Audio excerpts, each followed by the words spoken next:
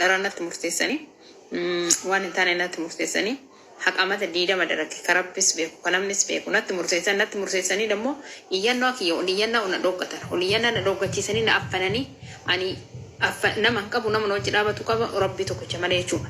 Na affananii iyyannaa waraqata mul'anni natti murteesse manni murtillee iyyannaa na dhoggatan baasiin irratti baasanii meeshaa kee gabbaasin jedhaa jira meeshaa kee gabbaasin eessa fida ufiifu ala jira meeshaa eessa fida.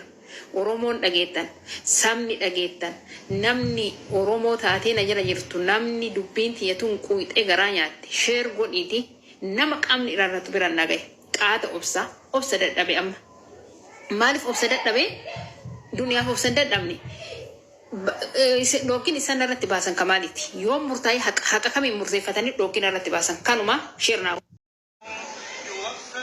Daawwattoota kiyyaa fi kabajamtoota uummata Oromoo كإسلام السلام عليكم ورحمة الله وبركاته كان أمانتي برالي الشمار كفونة كم جرتان ورين إمام كيا أكروبة تيجري أرجع وسنجرا إسنياتي نوجين دعوتني دعاء لنا نوجين دعوتن دعاء نكسمت نوجين اتفوفا ورين موتوما ورين أرجع فتني له ورين إني كن إلالات بيورما كيسات نمني بوبته namni mana nama gadi keessa nama baasee shaallalee mootummaan hin hidhamta jechuu komandii ani barreessus komandii inni barreessus hin hubata namni ilaalu jechuudha.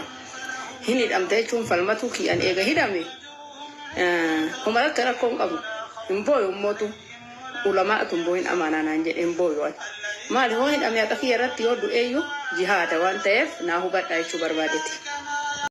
Kunoo akkuma argitanii manni ishee kana fakkaataa jechuudha. Mana haalaan bareedu kana mana baay'ee namatti tolu jechuudha. Waggaa 20 jechuun qalbii miti. Umurii nama tokko jechuudha. Umurii ishee gubdee yeroo ishee gubdee dhukkubsadhee beela'ee dheebodde osoo hin jedhin jechuudha. Mana kana fakkaatu ijaarrattee jechuudha. Rakkoo biyya arabaa keessa jiru, rakkoo mana madaamii keessa jiru, ijoollee mana madaamii keessa hojjettutu namaa beeka. jechuudha warra hojjenne beennutu waliif beeka malee namni biraanii nu beekuu hin danda'u jechuudha. Ilaala lifaatii amma kana dadhabdee amma kana dadhabde jechuudha. Daqiiqaa tokkotti irraa fudhatee jechuudha obboleessi mucayyoo kanarraa yookaan immoo ishee kanarraa barumsa guddaa barachuu dandeessu. Ijoolleen biyya ormaa jirtan ijoolleen mana madaamii keessa jirtanii barumsa guddaarraa barachuu dandeessi. Obboleessi kuni waggaa manatti dadhabdee birrii itti ergitee mana kana ijaarte obboleessi akkamitti hirkaa fudhachuu danda'e isheetoo itti dadhabe umurii waggaa 20 jettanii yaaduu dandeessu. Akkamitti hirkaa fudhateen seerri akkamittiin isaaf oolche birrii kaffalee miti gubboo kennee miti seerri akkamittiinitu kan saati jedhe isaaf oolche kan jedhamu sammuu keessanitti xiinxaltanii yaaduu qabdu. Maaliif kan saati jedhe isaaf oolche? Ollaan beeka jette firrinaa beeka jette abbaa seeraattis nama abbaa seeraa nalaaloo jiraachuu dandeessu itti fakkeenyaaf warroota akka poolisootaa nalaaluu dandeessu. Kanaafiyyuu isin sheernaa godhaa dhimma seerri ilaallatu biraan naa ga'aa jetti. Seerri abbaa ta'e yooti kaartaa pilaanii qabaatte malee kan obboleessaa dhiisii kan eenyuyyuu maan ta'in kan abbaa keetiyyuu maan ta'in kaartaa pilaanii maqaa keetiin hin jiru taanaan kan kee miti. Adaraa barumsarraa baradhaa. Ijoolleen gara booddanaa deemtan ijoolleen gara duraattis deemtan jechuudha. Obboleessa keessaa haa ta'u abbaa keessaa haa ta'u hundumtuu fira birriiti. Namni yooti qabaatte malee sin jaallatu. Hundi keessan iyyuu hin beektu. Jaalala yoortiisin biyya keessa jirtanii fi jaalala yoortiisin biyya alaa baatanii garaagarummaa guddaadha. Inni kaleessa si tuffatee si bukkee darbus firri kee inni hojjetaa mootummaas inni dooftorii ta'ee jirus maatii kee keessaas inni qabeenya qabus inni qabeenya hin qabnes kaleessa gaafati biyya jirtu namni galagalee si ilaalu hin jiru.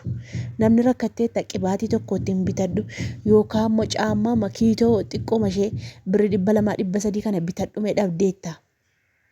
Siin jedhu hin jiru jechuudha. Garuu gaafati biyya alaa baatu immoo silkii barbaaddatee sitti dawwalaa jechuudha. Kanaaf iyyuu jennaanii ijoolleen keenya biyya alaa jirtanii biyya ormaa jirtanii waan biyyaa baataniif kaayyoo biyyaa baataaf ni beektanii abbaa keessaa haa ta'u haadha keessaa haa ta'u dhiiga keeti miti keessaa baatee miti eenyuun iyyuu birrii irratti sin jaallatu hin goyyoominaa dhugaanis niin jedhe hin goyyoominaa. Warri argitanis argitanii jirtu warri gana argitan immoo maal abbaan koo akkas na godha maalaati koo akkasuma gootii hin jedhina birriidha. Birrii wanta nama hin goone hin qabdu. Birriidha kan biyyaas hin baasis warri daa'ima gattanii baatanis warri otuu heerumuu barbaaddanii umuriin keessan ga'ee biyyaa baatanis warri immoo ijoollummaattis biyyaa baatanis birriidhaaf baatan waan ta'eef wanti isin gochuu qabdanii silaa biyya laa baatanii hundumti keenya yoo heerumis hin heeruminis lafuma binna. Lafa binnee maal goona mana jaarra. Kanaaf jennaani wantin isinitti himu lafa yoo bitattanii waraqaatu barraa jalqaba. Waraqaa firmaa nama 3 nama 4 waammattaniitu firmaa gootu. Maqaa keessaniin bitaa. Lafa gaafa bittan waraqatti ishee barreessan sana maqaa keessaniin barraa'u.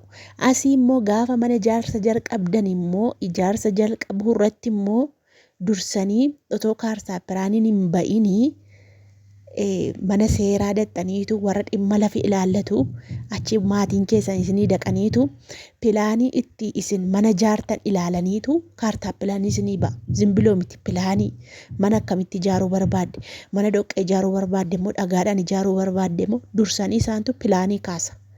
Footoo kaafatu natti fakkaata gaa pilaanii jedhu akkasittiin hojjisiifadhe jechuudha ofii kooti. Dursa ilaalanii pilaanii mana akkas akkasii ijaarisiin jedhu isaantu. Saniin booddee ati maraxatteetu kan fedha keetii keessaa ijaarrattaa jechuun filannoo sii kennu. Achirraanitu kaartaa pilaaniin sii ba'a.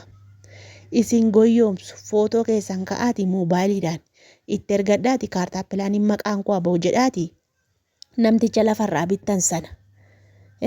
Namni lafarraa bitame sun hin jiraa miti mana isaa ta'u.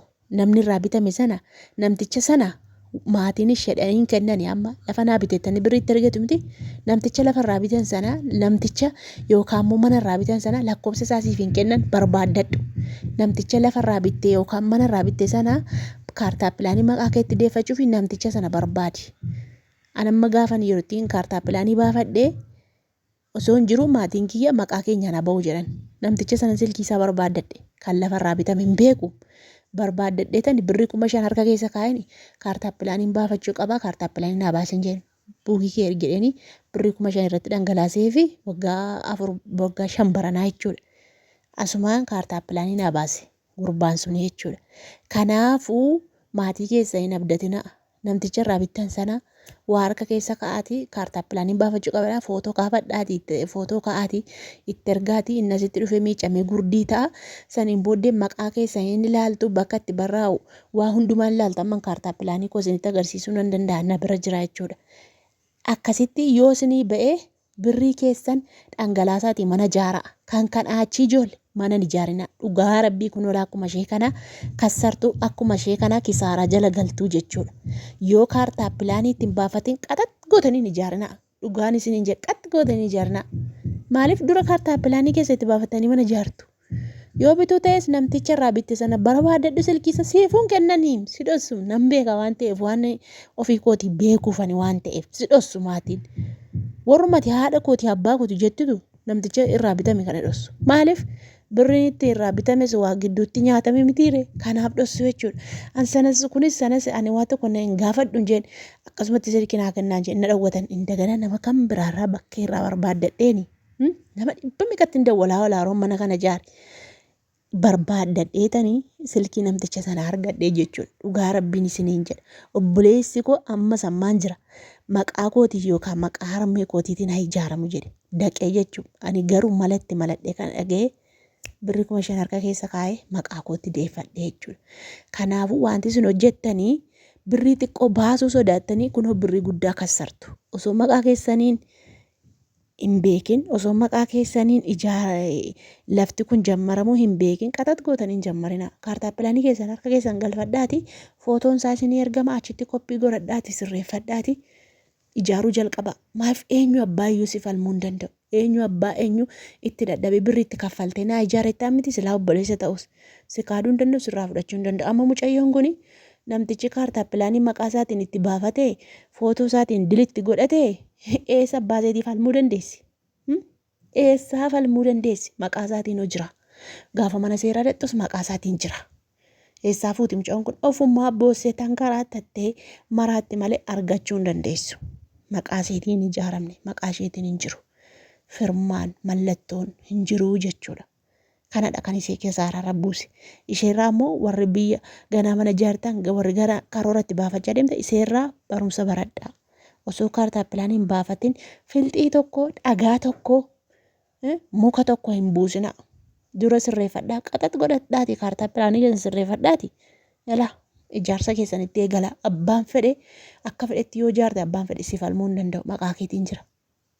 Beektanii akkas godha dhugaa rabbii kana isiitti himuu barbaada. Silaa akkuma ishee kana boossu jechuudha.